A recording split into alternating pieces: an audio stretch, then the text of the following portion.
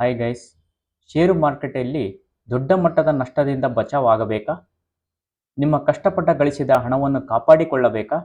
ಹಾಗಾದರೆ ಇವತ್ತು ನಾನು ನಿಮಗೆ ಒಂದು ಸೂಪರ್ ಸಿಂಪಲ್ ಟ್ರಿಕ್ ಹೇಳಿಕೊಡುತ್ತೇನೆ.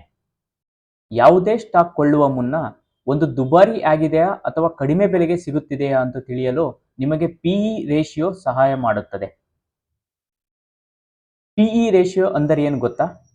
ಒಂದು ಕಂಪನಿ ಗಳಿಸುವ ₹1 ಲಾಭಕ್ಕಾಗಿ ಇನ್ವೆಸ್ಟರ್ಸ್ ಎಷ್ಟು ರೂಪಾಯಿ ಕೊಡಲು ಸಿದ್ಧರಾಗಿದ್ದಾರೆ ಎನ್ನುವುದನ್ನು ಇದು ತಿಳಿಸುತ್ತದೆ. ಇದರ ಫಾರ್ಮುಲಾ ತುಂಬಾ simple. Price of the stock divided by earnings per share. ಒಂದು ಉದಾಹರಣೆ ನೋಡೋಣ.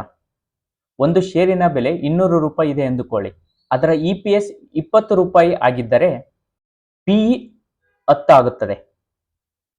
ಅಂದರೆ ಆ ಕಂಪನಿ ಗಳಿಸುವ ಪ್ರತಿ ₹1ಗೆ ಇನ್ವೆಸ್ಟರ್ಸ್ ₹10 ಕೊಡುತ್ತಿದ್ದಾರೆ ಎಂದು ಅರ್ಥ.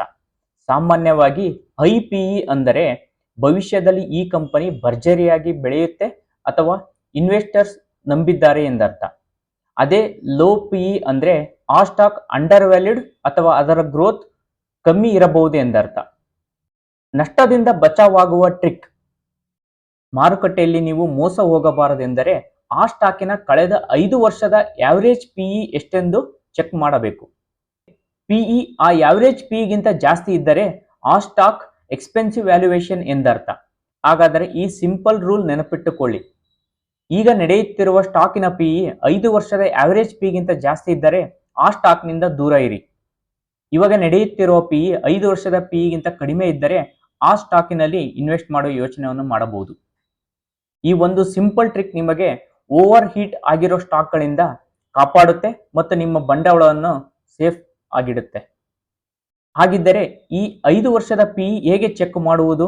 ಮೊದಲು screener.in ವೆಬ್ಸೈಟ್ಗೆ ಹೋಗಿ ನಿಮಗೆ ಬೇಕಾದ ಯಾವುದೇ ಕಂಪನಿ ಹೆಸರನ್ನು ಸರ್ಚ್ ಮಾಡಿ.